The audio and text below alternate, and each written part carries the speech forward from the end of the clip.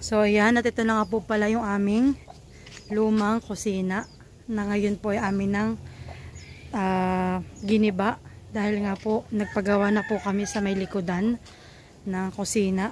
So ito na po yun dati. Ayan. Gawa na nga po, sabi nga po ni Maloy, tulo-tuluan na daw. Kaya po amin nang ipinagiba. Ayan. Ito po yung mga kahoy na pwede pang gamitin. At saka po yun namang mga kahoy na pwede nang ipanggatong po. Yung mga gatuna. Tsaka po narito yung ibang gamit namin. Na baka ito hindi na rin po siya pwedeng gamitin. Ayan. Tsaka po na lang iimpisin. Nung time po nagiba ay wala po ako dito at ako po yung nasa tindahan. Kaya po hindi ko na naipakita. Ayan. Dito po. At yung po aming ibang gamit ay amin po munang inilagay dun sa loob ng bahay ni Baldon. Ayan. Dito po muna kami nagpansamantala at amin na rin pong ililipat. Ayan. Ililipat na rin po namin. Dito po muna namin inilagay. Tsaka po yung ref. Ayan. At papakita ko na po naman ngayon. Yun pong ginawa nilang kusina. At ngayon daw po yung katrabaho daw po si Kuya Owel. At yung pinto ay papakabit ni Makoy. Ayan. Bali nagtrabaho po dito ay si Pipay at saka si Kuya Istong. Ngayon naman po si Kuya Owel at saka si Makoy. Ngayon po dito po muna kami naglalaba. Pero ito pililipat na din namin itong mga washing. Tsaka po ito sa mga labahan dito At ito din po ay titibagin at dito po ang labahan. Ayan. At dito nagpalagay na din po kay Makoy ng gripo para hindi na po papatay-patay ng malayo. At habang nagbabanlaw, pwede mo na siyang patayin sa gripo. Ayan po. Shout out kay Kuya Istong at saka kay Kuya Pipay. Ayan. So ito naman po yung mga iba pa naming gamit. So ito daw po mamaya pagpapraktisan daw ni Makoy na i-tiles. Tingnan po natin kung talagang siya ay pwede ng pagkatiwalaan sa pagtatiles. At siya po ay talagang sa mga bakal-bakal ang maaasahan. At saka po sa pagpagalagala.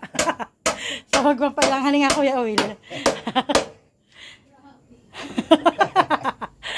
At yan po si Kuya ngayon ay nagagawa naman po ng pinakang pinto dito. Sa may amin. Bago sa paimukat ng magandang tuyo. Okay, page mo ko doon Labas mo muna. At ako po kapoy naglabat. Alam ko ngayon kami maraming gagawin at pupuntahan. Ayan. Nakagusto ko bago mo ikabit ng bisagra aking asipin at Kuya Rudy. At ito naman po yung ginawa ni Makoy. Yung sa kalahati. Ayan. At ito po nagtrabaho na dito si Kuya Pipay. Pag nabasaan ng ang gidit. Nanginitin mo ng papata. So ayan na po si Mahal. Ano luto ito? At dinala po yung ibang gamit na kanyang gagamitin sa kanyang pagtatiles. Ano kaya? Magpa-practice. Walang egg. Kaya? Wala na. Pagka-practicein daw po niya yung aming lababong i-tiles. Ano po kaya? Gagalingan mo. So ayan po, at ako po yung magluluto ng ginisang maragoso o ampalaya. Ayan. Naghiwa na po ako ito ng bawang, sibuyas, ating ampalaya, kamatis, at nagbati na rin po ako dito ng itlog. Ayan. Tapos pwede nagsaklang na po ako ng kawali. Lalagyan na po natin ng mantika dahil nag-uusok-usok na. Mainit na ang ating kawali. Ayan. At tayo po yung magigisa na. Umagahan po nila ni Kuya Owel. So ayan po. At nalagay ko ng ating bawang.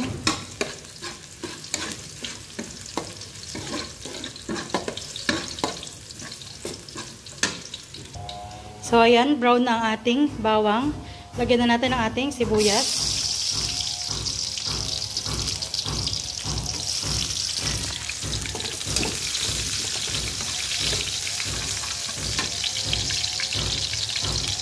Lagyan din natin ng magic sarap, lalong pampasarap. Ayan.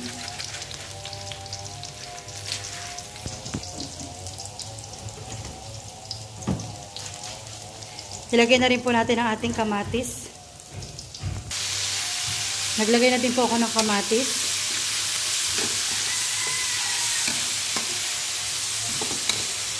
Medyo atin po lulutuin. Lalabog-labogin natin ang kamatis.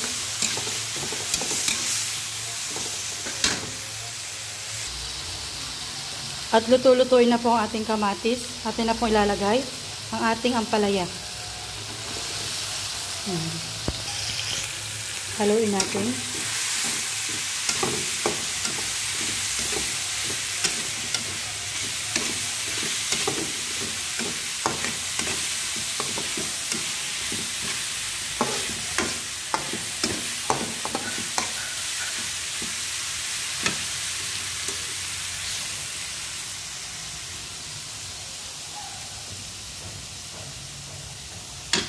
Lalagay na rin po natin ang ating itlog.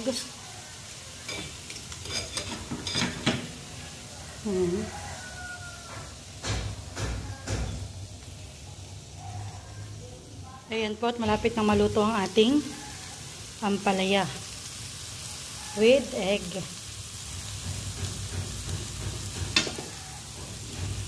So ayan po at luto na. Atin na pong papatay ng ating gasol. Ayan po, at sabi po ni Kuya Willie, kanya daw po bubunutan to At yung po gumawa ay palhog. Kaya po, ayan po, at nagsimula na si Makoy magmamasa po siya ng adhesive.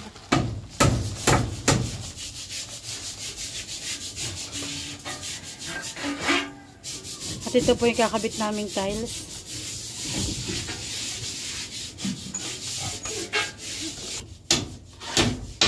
So, ayan. At talagang siya nagmamasa na. Totoo na ito. Siya na po talaga magtatiles.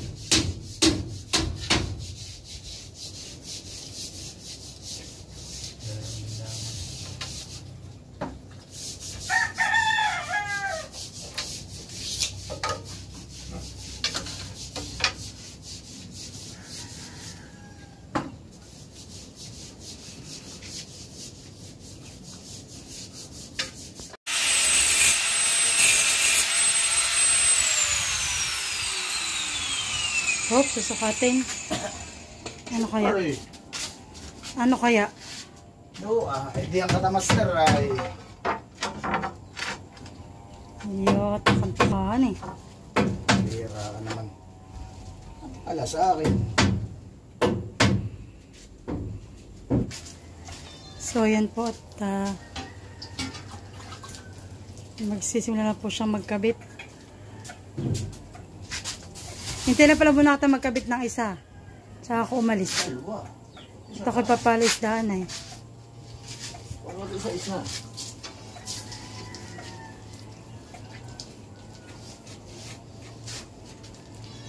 Natuloy din. Oo, alam mo, walang gaantay. Oo.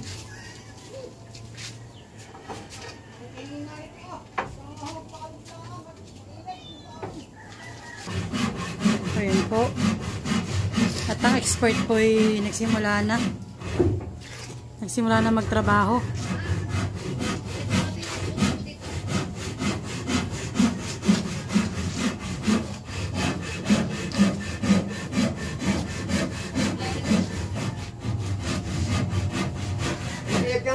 mga kape. Ano magkakape? Nagugutom. Eh, pag may merinda na naman. Kaya nga eh. Sinabi naman eh.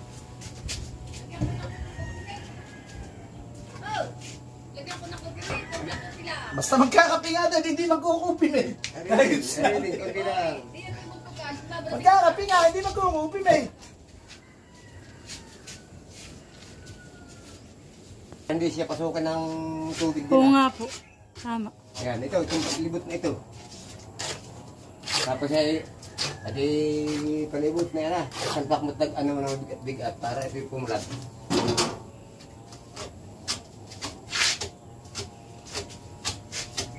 Parang naalala ko nung tayo nagagawa ng ganun sa amin eh. Ako lalagyan ng adhesive.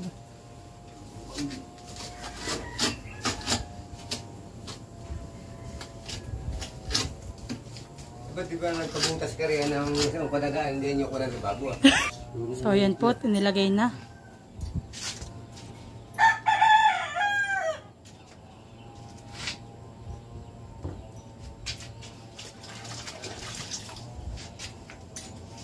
Ang mahiwagang...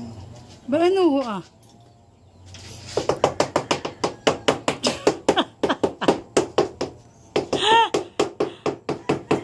Walang may merinda. Kahapon yung nagkakit nila. Walang may merinda. Ay, nakuli pang kumain. Dinisimulat. Eh, ba't yan eh, walang laman? Dito ang hawak ko. Hindi pa ano. Hindi natin ito ba? Ano nga ba? Alam mo yun, Gareth de Cuba.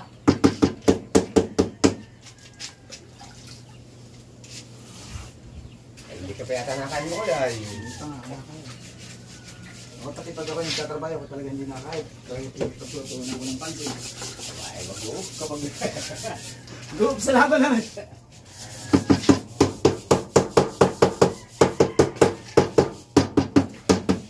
Hindi kaya tanong masyado yung gawa mong... Hindi, ba't nabasa? Ay, si Tagpiboy pala ito. Ano naman ganito pag nagtatiles? Ito hindi mo kayang... Ilagay mo na yung level bar at para... Hindi na may kahit lang ikaw, walang laman ay... Sabi, masamay tutungtungan na eh. Aba, Sabi ni Ginny, wala naman dito tutungtong. ba't yun ba yung inyo? Tingnan mo, tama ko na lang. Amin na eh. Wala ka na, ano? Naman na yun. So yan po, at ako po manipunta ng palisdaan. Kami na ulit ako magbibideo pagkabalik. Nagme-merenda na si Kuya Will. Pag-lingis nila, masakit tayo. So ayan po, magandang umaga. Pasensya na po kayo sa boses ko at medyo sinasaman po ako ng pakiramdam. Napasama po yata yung paghahabol ko kahapon dun sa bangus sa palisdaan nila Ate Ini. At sobrang init po doon na bigla po akong tumabsong. Ayan. Natapos na po nila Kuya Will yung kanilang ginagawa dito kahapon. Ito po nilagyan na dito ng harang na rehas-rehas. Tsaka po itong aming pinto. Ayan. Uwang na ako dun. At ito din po. Ayun, ayos Parang na. may tasok kayo dito ah. At ito po yung binagot. Hindi po ito lebelado. O po binago ang ito yung brace. Dito At saka po ito yung gawa ni Makoy na tiles. Ayan. Kulang ng dalawa. Ha? Kulang lang ng dalawa eh. Ayan. Nabasa din Ibig sa sabihin pinunta mo sa Edgar doon. Bibili na lang po ulit ng kakulangan dito At okay na. Ito na lang po ang kulang dito sa baba. Tsaka po yung dito. At gawa nga po Ipanlagay na doon lang, ito din. po yung sakto talaga. Ay siya lang po talaga nakabasag. Ayan. Mahal, pwede na. Pwede ka nang idaya, wag lang ilalayo. Yun lang. Ayan. Doon ako nalungkot. Sabi ko yung Ayan, tibay ni Mahal. Marunong lang mag-tiles ng paunti-unti. At ito din po, nagpagawa po kami ng yung para po ano siya Ano tawag doon? Yung pinagpapatungan? paleta. Yun, paleta po siyang pwede pong pagpatungan ng mga kaserola.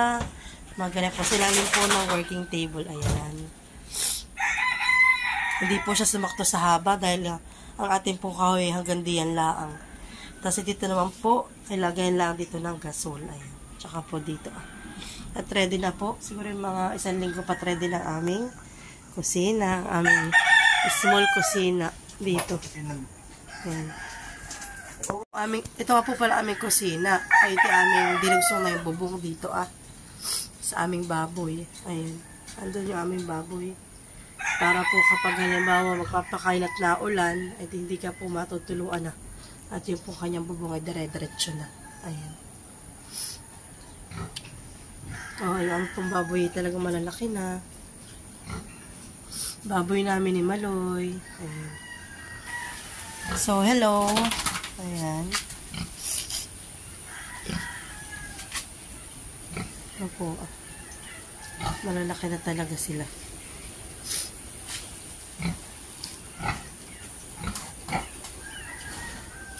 Sa susunod po ito mag-hit ulit. Ay papakasta na po ni Makoy. At nasa hustong gulang na po. Kasi okay na po yung buwan na binibilang. At yung kung ilang beses ito nag-hit yan. Update lang po ng pasilip sa aming 2 baboy. Ayan. At nakapaglapit na nga po si nanay kaninang umaga. Ayan. Yung po aming mga pingganan, baso. Nadagdagan na din po ni Makoy ng tiles. Ayan. Ano po, may nakuha daw po siya na hindi ka doon sa amin. Hindi ka partner. Pero okay pa po. So, yun na lang po ang dinugsong niya. Ayan. Yun sa tiles. At yung po iba naming mga gamit. Ayan, nailipat na ni Mother sa aming maliit na kusina. Ayan po. At ito na rin. Okay na din dito yung aming lababo. Nakapagbutas na rin po siya doon ng patuluan. Ayan. At okay na. Nakapaglipat na. So, ang kulang na lang po dito yung aming gasol. Tsaka po yung ref. So, mamaya po siguro mamayang hapon ibubuhatin na lang. At dito po ilalagay. At dito po sa aming kusina ay nailipat na rin po namin itong ref. Ayan. Tsaka po nakapagdala na rin kami dito ng lamesa. At tsaka po yung gasol. Andito na rin. Ayan. Nai-honey ko na po dito yung mga gamit namin. Ayan po. Tsaka po yung aming tubigan. At meron na din po kortina para dito sa aming ilalim. At ayan po, instead na yung hangeran pang utensils, ay mas pinreferred ko po na yung tanso na lang na pako. At dahil po marami po kami isasabit, ay hindi kasya. Tapos po yung nagtingin po ako dun sa SM Angela, tsaka po sa Aldea at Venus. Ayun po kanya pong pinakasuotan, ayun po may bilog, ay hindi po kasya. At yung po aming mga maliliit po ang kanyang butas. Kaya po sabi ko mas magi pa itong tansot, hindi rin naman ito nangangalawang. May talagang walang kagkalawang. Ayun po.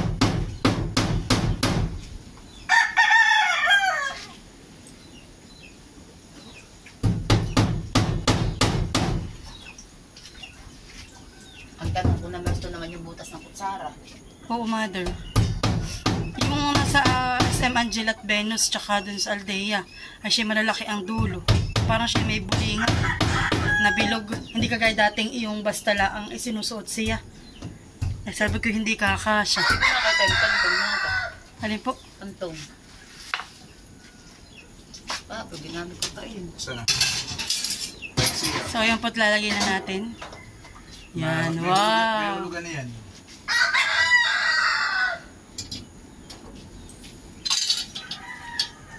May hulugan.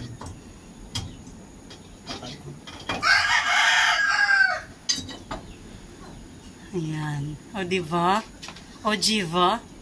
Dapat may mahaba-haba. May hulugan yun. Malinis mag ayan. Kulang pa. Ano yung kutsara? Nanay, binilang na namin iyan.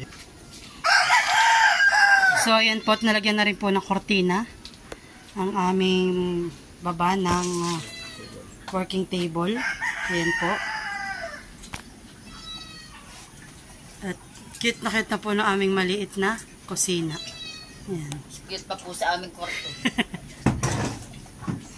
Dito lang po may nakain. At siya po papasok mamaya-maya ng trabaho.